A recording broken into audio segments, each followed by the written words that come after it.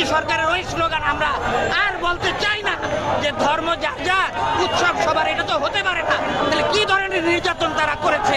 আমাদের মুখ বন্ধ করে রেখেছে, আমাদের কান বন্ধ করে রেখেছে, আমাদের দৃষ্টি বন্ধ করে রাখা হয়েছে, বাকরুদ্ধ করে রাখা হয়েছিল আমাদেরকে।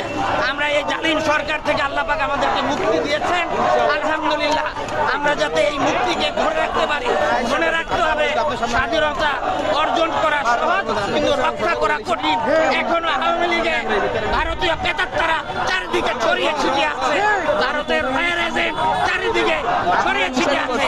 তাদের বিষয়ে আমাদেরকে সজাগ থাকতে হবে, সচেতন থাকতে হবে। আর যাদের নামের তালিকা, শহীদদের তালিকা এখনো তালিকাভুক্ত হয়নি, তারা যোগাযোগ করবেন, অবশ্যই সেটা তালিকাভুক্ত হবে। আমরা সেটার জন্য আবেদন জানাবো। আমাদেরকে জন্য আপনারা দোয়া করবেন, আমাদের দেশ যাতে একটা শান্তিপ্রিয় দেশ হয়, পৃথিবীর অন্যতম সেরা শ্রেষ্ঠ দেশ হয়।